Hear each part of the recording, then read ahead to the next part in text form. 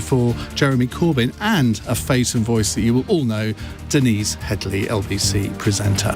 You can, of course, watch us on Global Player on the LBC website at lbc.co.uk, on the LBC Facebook, YouTube and Twitter feeds. Call 0345 6060 973. Tweet at LBC. Text 84850. Cross question with Iain Dale. This is LBC. And welcome to you all. Let's crack on with our first question. It is from Chris in Kingsclear in Hampshire. Hello, Chris. Hi, Ian. How are you doing? All right, thank you. What would you like to ask? Right, straight in. Considering today's published report on child abuse, and specifically with the council and police publicly apologising, does your panel think that that apology is good enough? And if not, what would be good enough? What should happen now?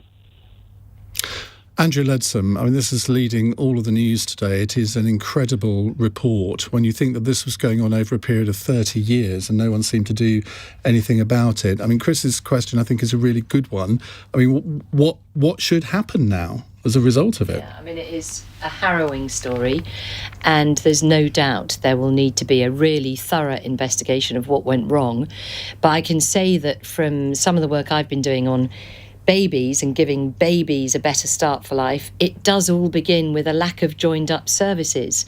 And I think all too often over the years we've heard these terrible stories of abuse where somebody didn't tell someone, they missed an opportunity and so on. And I think it's vital. We've got to get this right. I interviewed Linda Bellos, who was leader of Lambeth Council for a couple of years in the mid-1980s.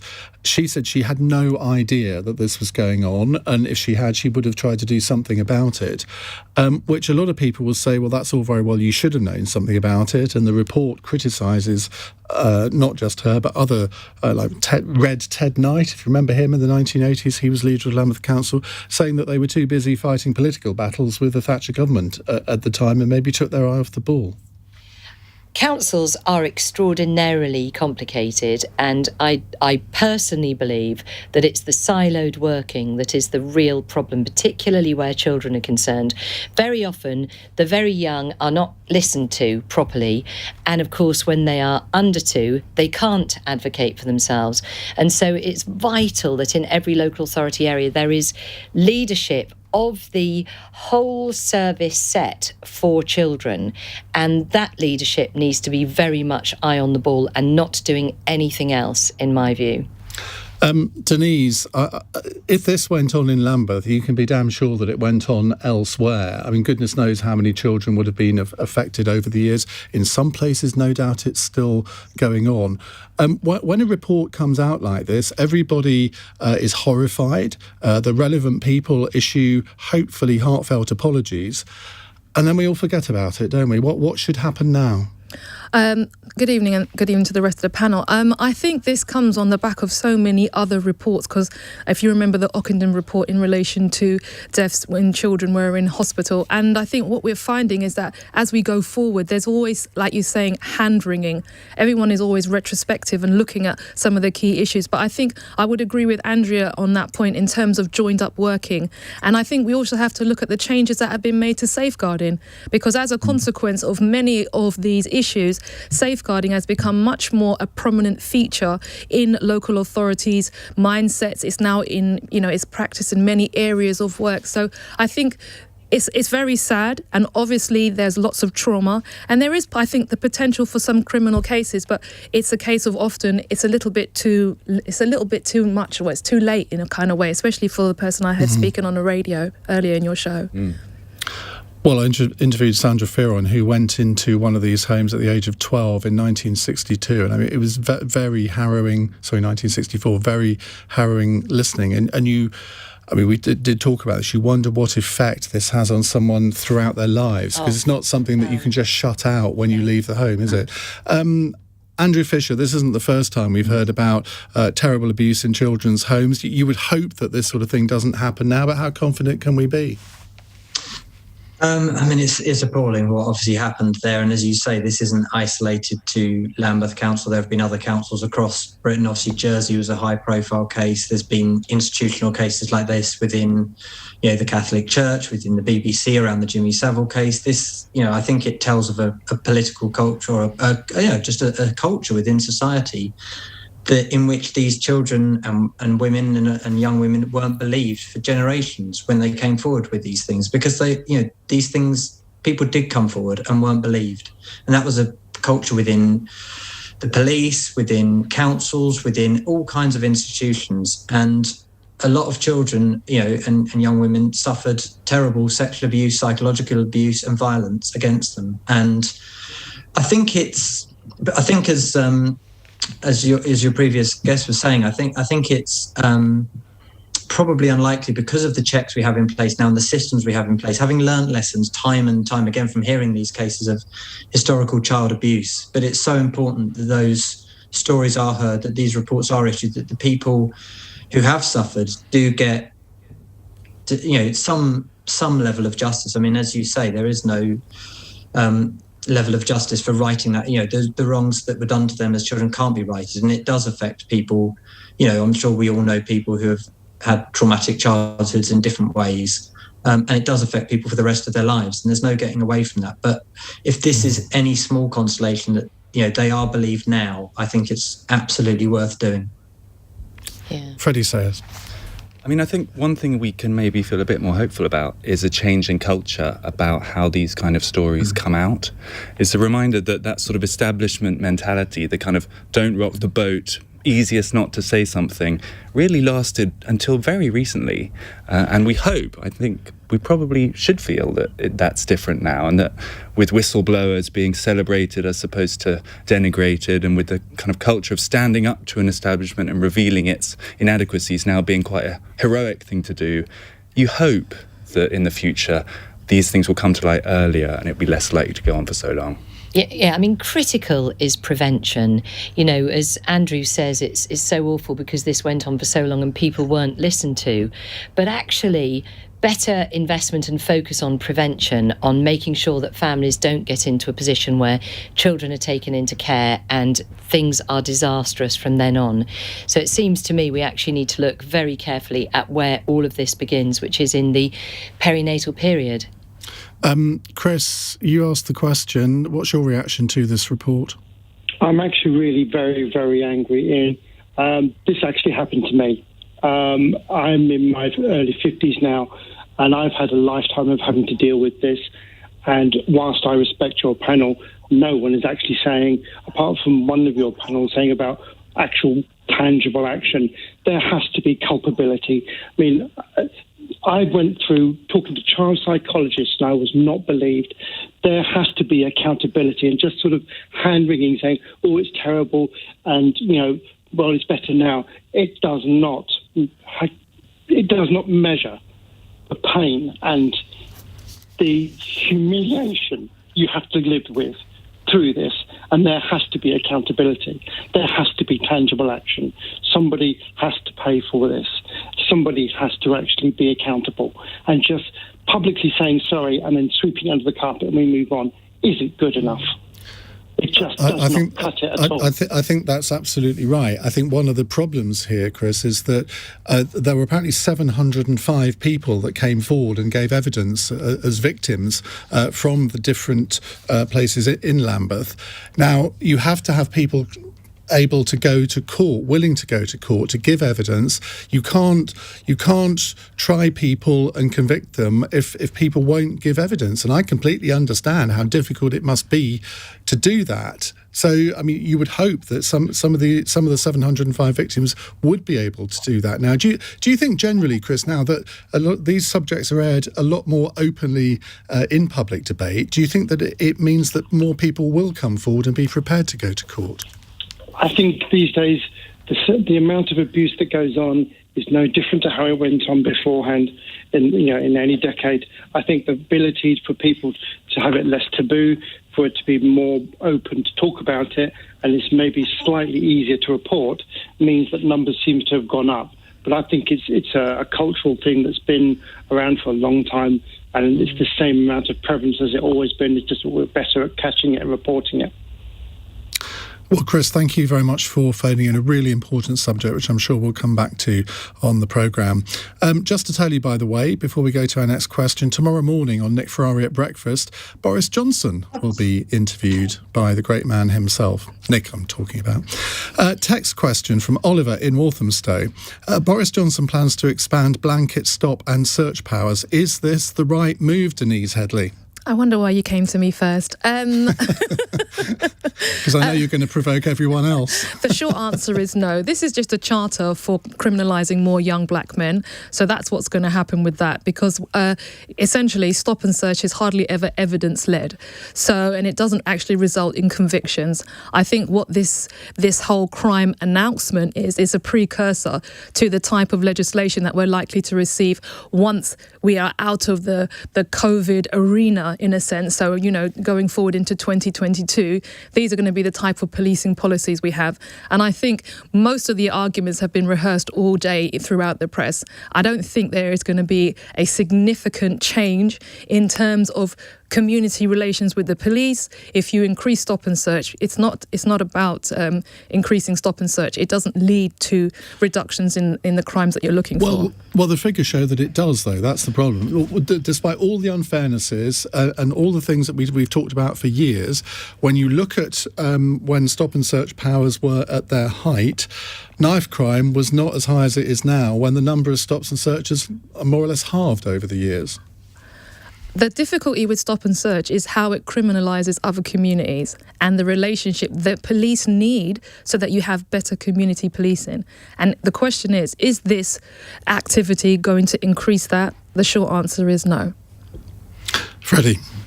I mean, I think the poll lead has narrowed. The Prime Minister's just come out of his period in isolation. It was on the grid to talk about crime this week. This has all the hallmarks of one of those political announcements, and I think most people will receive it as such. This question about stop and search has been going on for decades, actually, hasn't it? If you remember, it was talked about to do with Rudy Giuliani back in the New York days, and in the beginning everyone thought this was a great policy, and then there some facts about it emerged. The evidence, as far as I've seen, is that it's not going to be the big killer bullet in terms of fixing this problem. Unfortunate phrase, but we know what you mean. Thank you for that, yeah.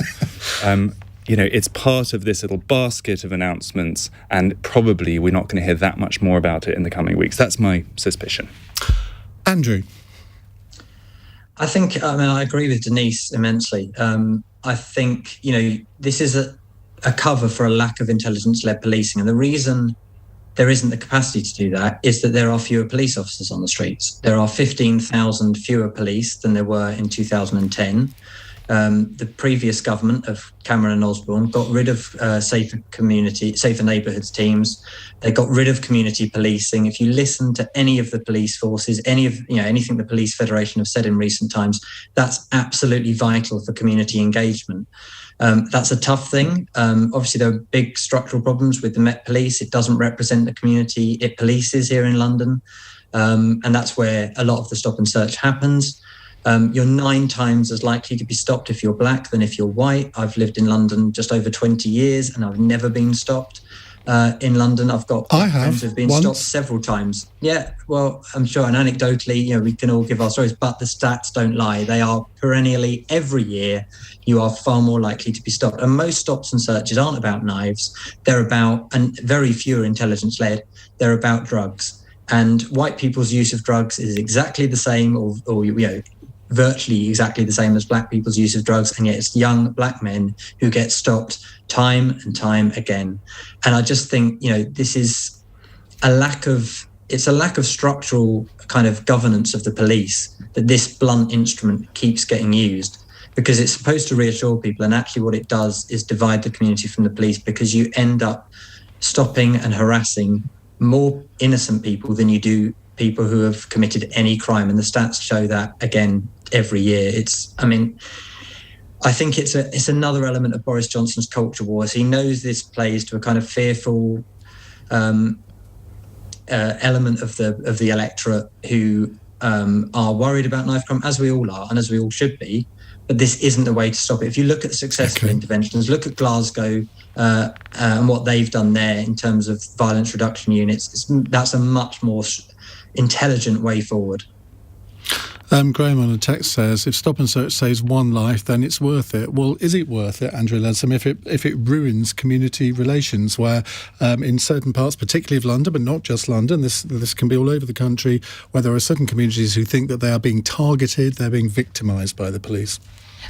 Critical to this is saving lives. I mean, we've seen this huge rise in knife crime, and in particular of younger and younger people being stabbed and killed. It's absolutely appalling. So there's no question that, in my view, stop and search does play a part. I absolutely take what Denise says about how it cannot alienate particularly young black men from the police, but I don't think on its own it's sufficient. And I know there have been some really good initiatives around, for example, going into hospitals when young people have already been stabbed and injured in knife battles and gang battles, and talking to them there when they are feeling vulnerable and are afraid, and actually might listen to the fact that carrying a knife makes you more likely to get stabbed, not less likely.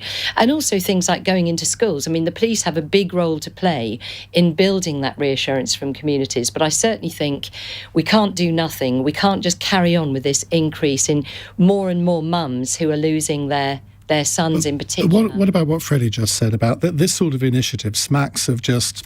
No, I don't agree. Well, I mean, come on, you've got the stop and search, you've got the high-vis chain gangs, I mean, seriously, and a named police officer. Now, everyone would probably like to have a named police officer, but do you think that's actually going to happen? Yeah, I think these things are absolutely vital. I mean, the fact is that people who are feeling vulnerable on our streets, if they do have a crime committed against them, yes, they would like to have somebody that they could call on.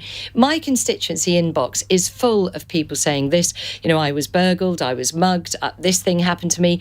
I tried to get through to the police and nobody was there, they didn't come out.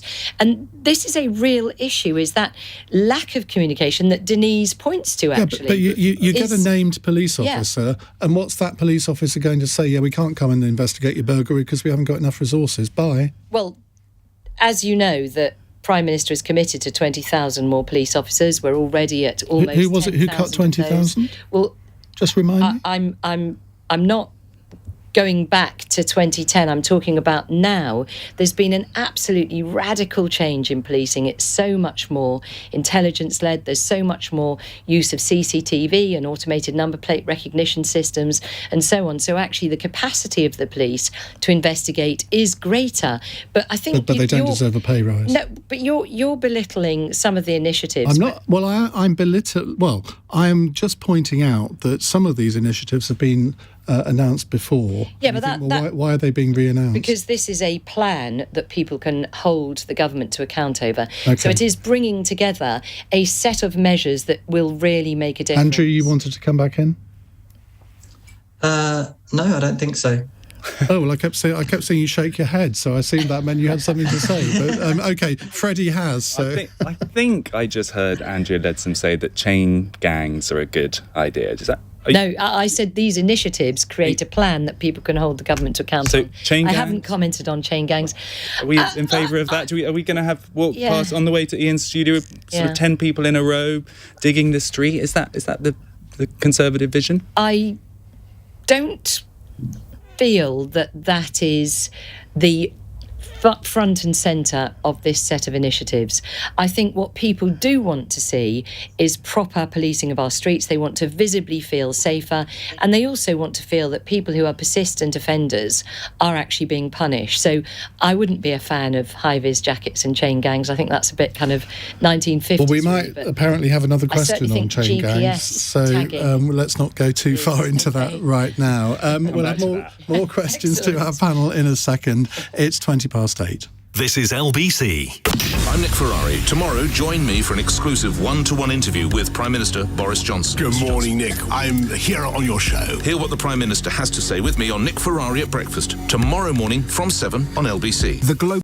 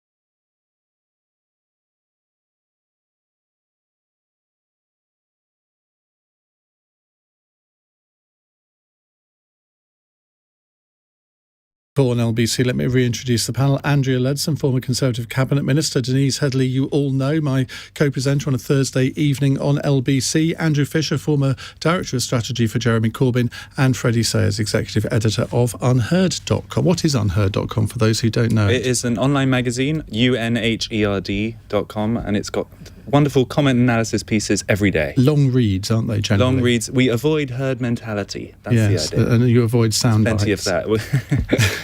Right, let's see if we can avoid sound bites in the next question. It's Jack in Worcester. Jack, what would you like to ask?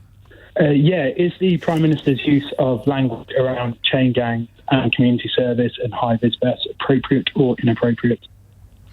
Well, we've kind of heard from Andrea and Freddie on that, but we will come back to you. Denise? I think the announcement by the Prime Minister today are slightly half-baked, in the sense that if we're actually going to address the questions around crime, we need to be looking at the causes of crime, and we need to take a much more multidisciplinary approach. We need to look at questions around domestic violence. We need to look at good neonatal care and early childcare support for parents and families. We need to have a much more structured... Andrea's nodding. Yeah, we need to we need to have a much more structured approach when it comes to children who experience violence from other children, as opposed to just having a knee-jerk reaction, which is... But what about chain gangs? I mean, what is the point of a chain gang? I think that's just a visible gimmick. It's punishment, isn't it?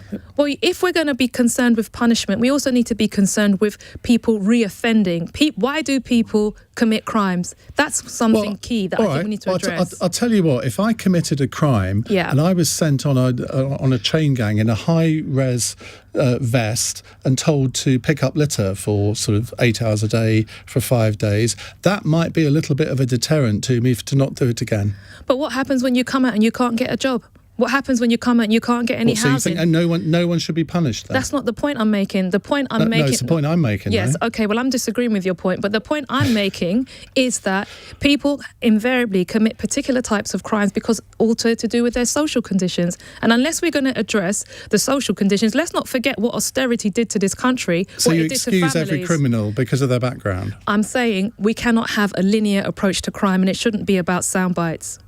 OK, but how do you punish someone then? If they haven't committed an offence serious enough to send them to prison, we have to have some sort of community punishment, don't we? There has to be something. There has to be some consequence if you do something bad. What should that consequence be?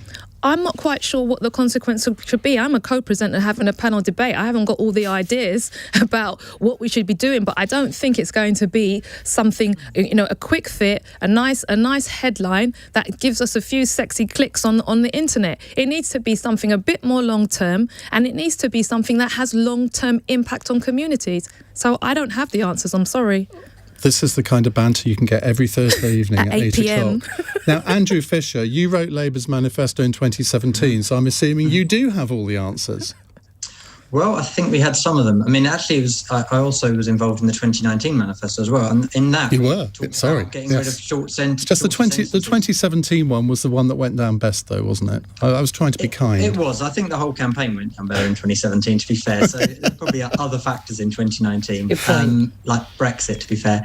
But in 2019, what we did have in terms of criminal justice policy was a policy to end shorter sentences, where you send people away for very short amount of times for fairly minor crimes, and actually that's far more disruptive than having good community sentencing. So I think good kind of community-based sentencing, the sort of things where you are doing kind of reparative justice within the community, is quite useful. I think the problem with the Prime Minister's announcement today is that it's part of this whole debate that we've had for years in the UK, and is obviously far more prevalent in the US, where every time the issue of crime comes up, we think the solution is harsher penalties, more humiliation, which is what wearing a high-vis jacket and being on a chain gang is about. It's about humiliating people.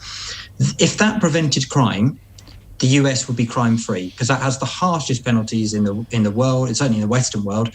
It has actual chain gangs still in some states. And it doesn't work. They are far more, far higher levels of crime than we do here in the UK. So I think we have to be not emotional about this, not knee-jerk kind of, into this kind of ever harsher punitive things, because people don't commit crimes with the aim of getting caught. And that's what this whole thing misses. There are lots of crimes. We know it, from very serious crimes like rape to more trivial crimes, that perhaps don't attract a prison sentence ever anyway, where people are not being prosecuted, not being caught, not being identified at all. And the answer is not about harsher penalties, because if you're not catching and identifying the people, then the penalty is irrelevant anyway. So we need to think about the causes of crime. How do we reduce crime? How do we make people feel more part of their community so they don't want to commit crimes, whether that's crimes of violence against their local property, or whether it's about other people in their community? We have to think about those sort of things, which are much harder to deal with than just going, I'm going to put people in high-vis jackets. Okay. Let me be unpartisan about it. When Tony Blair said, I'm going to get the police to march hooligans to the cash point, I think in about 2004-05 from memory. That again was this kind of silly, unworkable, soundbite type of policy. And actually we just need to have a much more grown-up debate about crime and how to reduce it that actually works, rather than is this sort of ever more punitive approach, which just doesn't work. Okay, Freddie. I'm sorry to bring it back to chain gangs, and it's kind of... What was the question? It's a weird sign of this Prime Minister's premiership that he says something like that and no one really takes it seriously, but he is the Prime Minister. He went on telly and very deliberately talked about chain gangs. So let's just think for 1 second, would they actually work?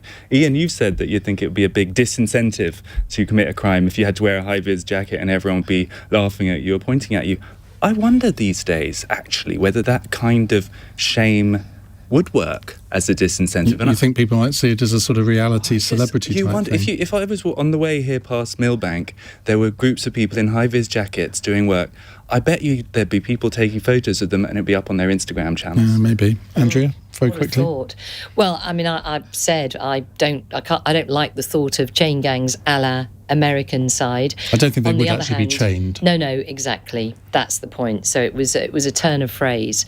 But I do think, what Denise was saying is exactly right about we do need to look much earlier. Why is it that people go on to commit crime? The Conservatives did a very good piece of work called The Conveyor Belt to Crime, which was about the problems of family breakdown and poverty and deprivation and poor education and so on. And I think it's absolutely right that we need to look there, but it's also absolutely right that there is punishment. And as you said, Iain, if we're not going to put everyone in prison, and there aren't enough places to do that, then how do you punish people? And fines don't work. I actually think that your caller didn't mention the GPS tagging for persistent burglars, but when you look at the stats there, it's a small number of people who commit most of the burglaries, and actually their GPS tagging could actually be quite an effective deterrent. I want to go back to Jack in Worcester. What do you make of what you've heard, Jack, and what would your solution be? Well, firstly, to everyone on the panel and yourself, I would argue, have any of you actually spent a Sunday or a Saturday looking at what people in community service do? I spent 200 hours in the care of MCT Novo, and I didn't see much rehabilitation. I saw a lot of public shaming, a lot of embarrassment. I saw a lot of guys that were probably mid-20s, couldn't read or write, probably be better off spent under weekend house arrest and given a tutor to actually get an education.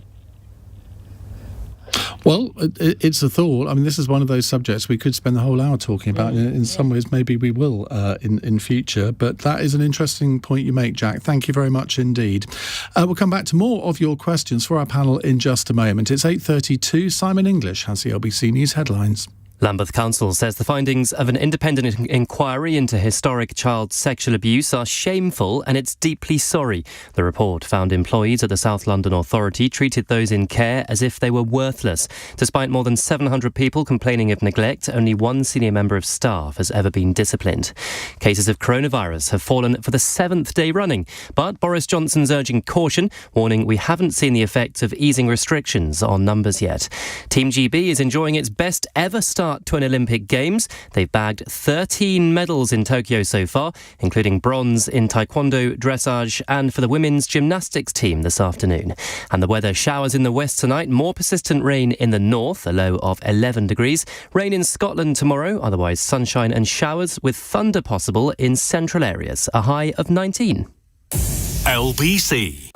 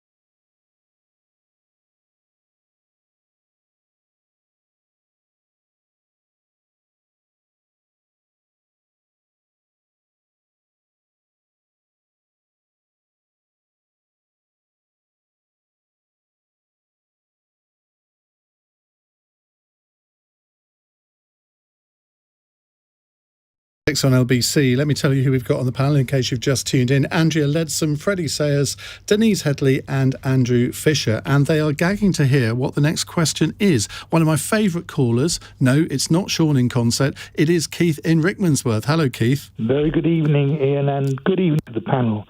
Very good wishes to them. Does the panel agree with me that unless Keir Starmer makes a peaceful accommodation with the Corbynite left in the Labour Party, he has absolutely no chance of overhauling Boris Johnson at the next general election? Well, I'm going to be very predictable and go to Andrew Fisher. I think he needs to focus on taking on the Tories, not attacking his own party. I think that thesis of that's a way to get elected was tested to destruction by Neil Kinnock in the 1980s, and it didn't work. So I think the other thing for Keir Starmer as well, more seriously perhaps, or less glibly, is that he stood for leader on the basis of unity within the party. He stood on the basis of a kind of 10-point policy programme, which was a kind of mildly at best diluted version of a kind of Jeremy Corbyn platform summarised. And he hasn't really stuck to it. We haven't seen hide nor hair of it since. And I think that's the biggest problem for him, is that people don't know where he stands on things. And I think that's coming across in the country too. He's sat on the fence on a few issues. So, look, I think, I'll be the first to admit we got a lot wrong when we were, in the Labour leadership. But, to be fair, we've lost the last 4 elections. Labour keeps getting things wrong, and that's been consistent across different factions within the party for a while. There's a much bigger issue to raise here. I think Labour can win the next election. I don't think Boris Johnson is undefeatable. I think the last few days and weeks have proved that there is a vulnerability within the Conservative vote and within the Conservative Party. There are big splits politically, I think, as well. But it does mean unifying the Labour Party, and actually Keir Starmer's been incredibly bad, I'm afraid to say it, doing that. And I was somebody who was prepared to give him a chance at the beginning. I respected the fact he won by a very large amount within the Labour Party, and he won that, as I say at the beginning, for those reasons, is that he promised kind of unity, a kind of slightly watered down Corbyn policy platform, and electability. And I think the jury's at least at best out on one of those, and we haven't really seen much evidence of the other two. What could he do to offer something to the left of the Labour Party? Bring John McDonnell back? I think there are a lot of people, who are sat on the back benches who are some of Labour's most articulate spokespeople. I would, yes, include John McDonnell among them, but you could also, talk about Dawn Butler. You could talk about Yvette Cooper on the other wing of the party, or Stella Creasy, to be honest. So I'm not trying to make a factional point of this. If you're Keir Starmer and you want to do a kind of broad church unity project, there's lots of people you could bring in and involve. I think it's also about the policies and being slightly bolder. I think that's what a lot of people liked in Jeremy Corbyn, and in 2017, obviously, that was the only time this century, actually, that Labour's won seats at a general election. That is what it was. It's that clarity and boldness that I think can win people over. And if you look at the polling, people are very much in favour of redistributive taxation. They're very much in favour of public ownership of certain core industries and former publicly owned utilities. They're very much in favour of ending austerity and putting more money into public services, of not giving our police and public sector workers a real terms pay cut or a pay freeze. So these things are popular. I just think there needs to be a bit more boldness, a bit more clarity, and stop looking internally. Freddie Sayers, what's your advice to Keir Starmer? Well, it looks like his calculation has been since the start, if you don't really say anything interesting and you look sensible, you'll sort of win by default over Boris Johnson as people become fed up with his slightly clownish act. Well, that has not worked. So I've got to say I disagree with the caller. I don't think unity within the Labour Party anyone really cares about outside Westminster. They need to see Keir Starmer do something. In my view, the big open goal since the pandemic is liberal ideals. We've got everything from tagging criminals right through to vaccine passports. We've got all sorts of new innovations that are on the illiberal side. I think that would be an interesting direction for Keir Starmer to go. There's no sign of him doing it at the moment, but for him to say, hold on, we have a proud history in this party of caring about civil liberties, caring about due process, respecting institutions, and we're going to stick up for that. I think he might win some votes with that. Andrea, would you like to give Keir Starmer some advice? Yeah, I think he should stand aside in favour of Lisa Nandy, for example. She would have been my pick for leader of the Labour Party. I mean, I do agree with Keith that Keir Starmer is in some trouble, and I actually think that Jeremy Corbyn has a lot for the Labour Party to be angry about, because he allowed the very hard left membership to return to the Labour Party that Tony Blair had largely got rid of during his very successful period as Prime Minister. So I think Keir Starmer is in a very difficult position. As Freddie says, he's not got the personal charisma to be able to carry his party. As Andrew says, he's leaving some of his great speakers and most articulate salespeople for the Labour Party on the back benches. Why? And at the same time, he's doing nothing about the membership. So, I don't see a way forward for him. Sorry, that's not terribly helpful, is it? It's entirely up to you. What I mean, on the other hand, I must say I do think that a healthy opposition is incredibly important for our democracy. So I'm kind of slightly tongue-in-cheek there, because we do need good scrutiny, good strong opposition. And I think we saw in the hung parliament what happens when you don't have a strong government and a strong opposition. And at the moment we have a strong government and a weak opposition, and that's not good either. Most politicians who support a governing party always say that in interviews, and when they walk out the door they say, of course I didn't mean a word of that, of course we want a weak opposition. No, as I say, bring in Lisa and Andy. She'd be Denise Headley, you have a background in the Labour Party many years ago. How do you view the current situation, and what do you think of what Keith suggests, that Keir Starmer needs to make peace with the left? I think it's an interesting question from Keith, and I think in terms of how we look at it, I think we need to look a little bit at context. It's very difficult for Labour to win in this country. Okay, the bar is way higher than it ever is for the Conservative Party. Well, you mean they have to get more votes? Un momento, Mr. Dale. I think the point I'm trying to make is that the bar is always higher for Labour to reach, because this country is conservative with a small c. So every conversation that we have is going to be viewed through that prism.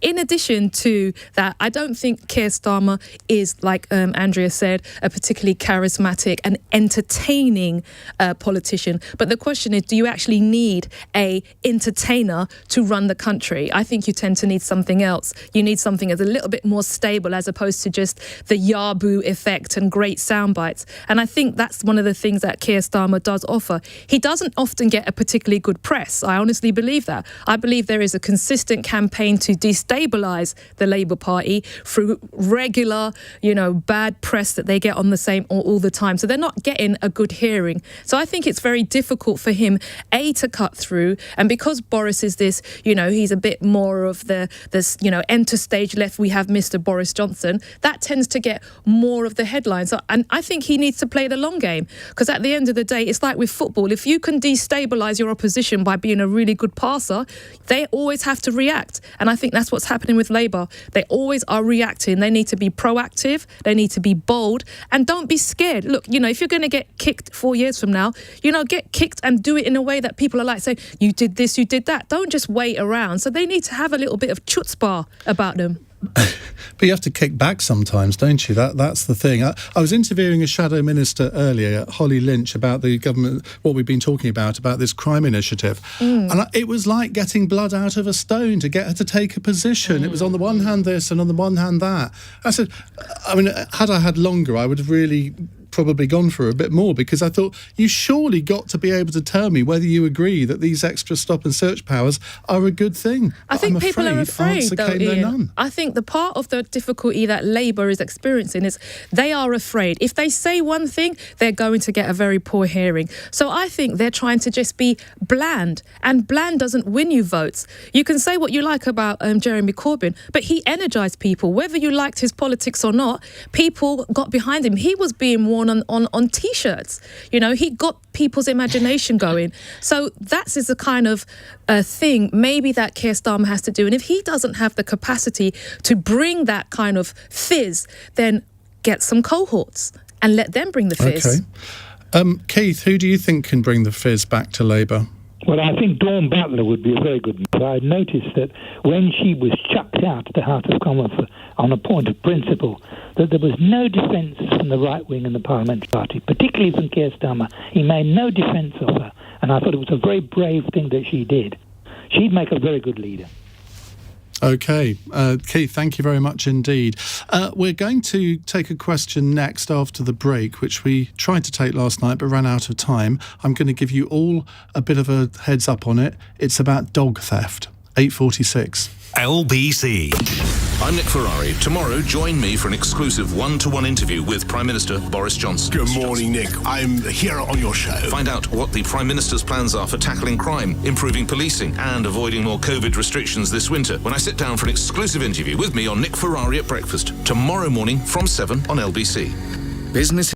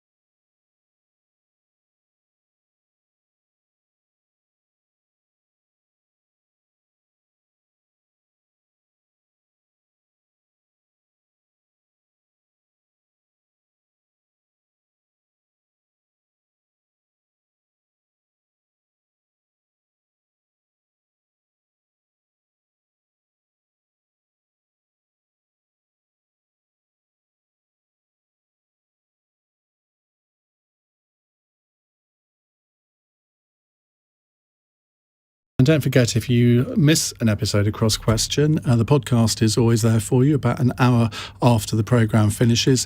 And of course, you can catch up on the LBC YouTube channel or Global Player as well. Tomorrow on the panel, we have Andrea Jenkins, a Conservative MP, John O'Connell from the Taxpayers Alliance, social commentator Maurice MacLeod, and the Deputy Leader of the Green Party, Amelia Womack. Now, our next question comes from David in Sheffield. Hello, David. Hello. Well, thank you for having me on. Not at all.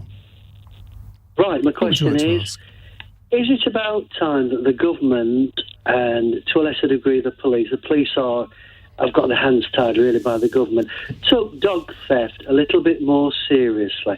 To a lot of people out there, and it's certainly prevalent where I live, people are terrified to even walk the dog. They're going out in pairs, they're all buying alarms. They're terrified because vans are driving up behind them. Guys are getting out and stealing the dog, and basically the government just don't see it as any more of a loss than a mobile. Now, to a lot of people, loss of a dog is like loss of a child and loss of a family. Well, Boris Johnson, the Prime Minister, has a dog. Personally, I would reintroduce capital punishment for dog theft, but that might go a little bit far for some of our panel. I don't know if you're all doggy people or cat people. Denise, have you got a dog? No, I have got fish and I've got cats. Fish theft? Yeah. My mum has got a dog though, but I do understand what Dave is saying in relation to the relationship between a dog and their owner. And I think there could be some consideration to make the laws more stringent when it comes to pets, because I think sometimes, especially if you're a mature person, you know, your pet is almost like sometimes the purpose of your being. And if you lose that, you can be very devastating. So I think that David does have a point about making the law a little bit more stricter. I wonder if any of us actually know what the punishment is for dog theft. I couldn't tell you. Does anyone know? I don't think. No. Well, this has come a bit stage left, but there has been legislation recently, certainly on animal welfare, but I think also increasing sentences for animal theft. And it's been discussed a lot in Parliament just in recent months. And I think there's a big groundswell of opinion that it should be much stricter punishment. Andrew, do you have a dog? I don't. I have a cat, I'm afraid. I'm very sympathetic to people with dogs who have them stolen, though, of course. I mean, I saw Cross Question last night because this is my debut on your show, so I thought I'd better watch it and have it fresh in my mind. So I'm glad you still decided to come on. Well, I just caught a bit of Dave's question at the end where you cut him off, but did mention it was about dog theft. So I did a bit of research, actually. And, there were 200 cases a month in England and Wales of dog theft last year in 2020. So it's a phenomenal problem. And only 2% of those result in any criminal conviction. So, and presumably the dog then being reunited with its owner potentially, I suppose. But I completely agree with what Dave said. It is, your pets, certainly cats and dogs anyway, are like family members. They are, I've got children, so I wouldn't quite put them on that level, but I do. I would. They are part of that. Well, you haven't met my children; they're lovely, So you haven't met my dogs. But in all seriousness, I think the problem is, again, it's it's a problem of resourcing for the police. Again, and prioritisation. I personally, if we're going to talk about prioritisation, I think we have to bite the bullet and, probably either decriminalise or legalise possession of drugs, because that takes up a hell of a lot of police time. Most drugs, certainly Class B and Class C, are less dangerous than alcohol. That's been legal for over 100 years. And I think, actually, it's been illegal forever in this country, hasn't it? Despite the efforts of the temperance movement, it's 100 years ago. But, I do think a lot of police time is wasted with policing minor kind of drugs crimes. I'm not talking about kind of people killing each other over it. That's a different matter. But actually, if you decriminalise it, you take it out of the criminal element, you legalise it and you regulate it. Okay, I don't know how we've got onto drug legalisation. Well, you have to be lateral thinking, Ian. You have to be lateral thinking. If you're going to allow police to deal with dog crime, you have to free up time from somewhere else. Robbie, my producer, has found out that the maximum sentence for dog theft is 7 years, but that was under the Theft Act of 1968. Now, Freddie says, my dogs Dude and Bubba are listening to your answer, so be very careful. Well, I think clearly it's terrible if that happens to dog owners, and it should be properly punished, but maybe there is a solution. We talked about the dangers of overly tracking members of the public, vaccine passports, the constant sense that we're being monitored in more and more ways. And I'm deeply uneasy about that. But I've got to say my civil liberties concerns do not extend to the canine world. And surely to put a GPS tracker on every dog in the land must be an achievable project. Let's make that the target. And then if someone steals it, you can follow it and go and get it back. Well, they are microchipped. I mean, the law is now that if you get a dog, you have to have it microchipped. And I think that the take-up of that is quite high, but obviously not everyone will have done so. So that there is that. I'm told by Robbie that it was actually Andy MacDonald, the Shadow Secretary of State for Employment Rights, who's on our programme after 9 o'clock, that informed him of that. So there you have a very well-informed MP, which bodes well for our 9 o'clock hour. David, what would you like the sentence to be or the punishment to be? I think it's more of if a child was stolen, abducted, kidnapped, we'd be talking a lot of jail time. And I personally think for a lot of people, and they've mentioned older people whose life is centred around their dog. It needs to be geared towards something like that. I'll say one thing. During the lockdown, it was prevalent in the north and probably in a lot of working class areas. And we felt on our own, we felt nobody cared. Now, if the Labour Party seriously want to reconnect with the working class people, this is the kind of thing they want to be getting involved with, because they can storm up against the Tories, because the Tories are not that into animal welfare. Now, Labour can get... What? Sorry. Andrea is bristling. Yeah, well, no, she's wrong. Your government allows stag hunting, and stag hunting is disgraceful. You allow fox hunting, and that's disgraceful. No, that's not. Fox hunting isn't allowed, actually. But the Conservatives have been very strong on animal welfare, seriously, extraordinarily strong. One of the first things we've done since leaving the EU is banning the live export of animals, which was an appalling thing that really damaged animal welfare. We've really done a lot to improve animal welfare in the last 10 years. No, I differ. I mean, if you ban stag hunting, I'll agree with you on that. But I think it needs to be... I'd give them 10 years. It's destroying people's lives, stealing somebody's dog. OK. David, good question. Thank you very much. Stephen on the Isle of Dogs says, why is it not called dog abduction rather than dog theft? Now, that's a good question, isn't it? But maybe we haven't got really time to go into that. Have we got time to go to Anthony and Staines? Yeah, why not? Go on, Anthony, what's your question? Hi, is Britain heading from bust to boom? That's a short question. Let's have some relatively short answers on this. Andrew Fisher.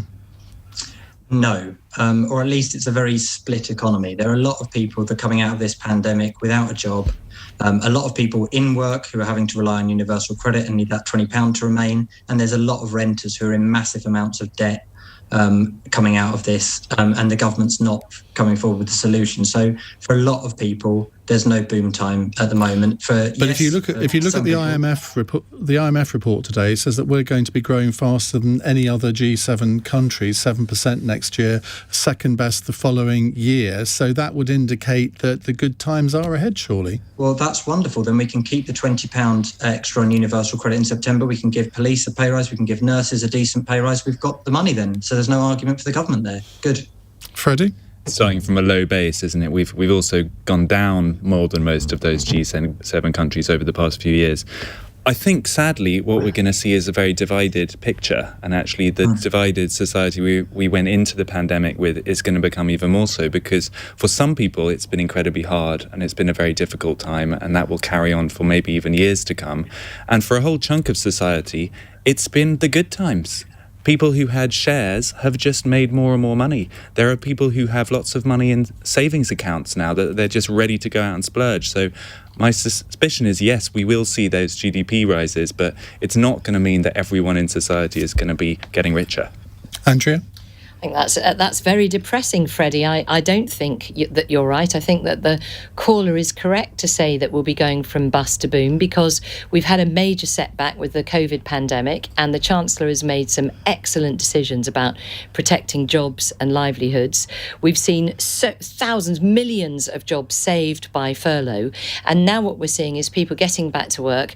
We're seeing this huge raft of UK technology, science, the green economy growing, whether it's from electric vehicles to solar panels. There is so much potential out there. Just today I was at a digital manufacturing centre seeing the future for manufacturing here in the UK. We're seeing electric car firms growing and expanding the workforce in the north of England, and we haven't seen the huge unemployment that we expected to see. So yeah, I feel very optimistic. OK, Denise? I don't feel particularly optimistic. I think what you're going to experience is that the people who are on the poorest levels of income, that is going to become greater and greater entrenched. And I think they're going to be the people who are not likely to experience any boom. So those people who've been able to see their price, the price of their houses go up and the shares go up, that's not going to be translated to people on 0-hour contracts. Anthony, thank you for that question. Quick final text question from Angela in Nottingham. Tesco are offering £1,000 for lorry drivers to tackle staff shortages. What job would you need at least £1,000 to do? And keep it clean, please. Freddie? MP. Wouldn't go there. No. For £1,000? No, I think you need a lot more than that. I'd need $1 million. Actually, I'm not even sure that would do it. Andrea? Sorry, Andrea. Oh, I'm going to say a barista. Okay. Disgruntled customers. Depressing. Denise? Like me. I'm not sure. I just drew a complete blank. I'm not really sure what to do, so I can't give that an answer. Sorry. LBC presenter? Yes, please.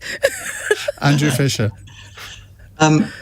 I mean, I don't know, £1,000 over what time period? Because that's not a very good wage. Just £1,000 Brucey bonus to just take on a job. Oh, I think most of the moment I'm quite happy doing what I'm doing at the moment. What are you doing at the moment? Freelancing, and it's very liberating. I get to have a much better work-life balance, and I'm just about scraping by. But £1,000 will come in handy. Yeah. Okay, well, thank you very much indeed. Cindy says, Denise is the shining star of tonight's panel. Do you have a fan, Denise? Oh, thank you, Cindy. Come back on Thursday. Right, thank you to all four of you. Andrea Leadsom, Denise Headley, Andrew Fisher and Freddie Sayers. Join us again on Cross Question tomorrow night at 8. Coming up in a moment, we're going to be joined by the Shadow Secretary of State for Employment Rights and Protection, Andy MacDonald. Labour conducting a week-long campaign on employment rights. He's going to take your calls in just a moment. It's 9:02. On your radio, on Global Player, and Play LBC. leading Britain's conversation. This is LBC. From Global's newsroom, Lambeth Council says it's deeply sorry about a string of historic child sexual offences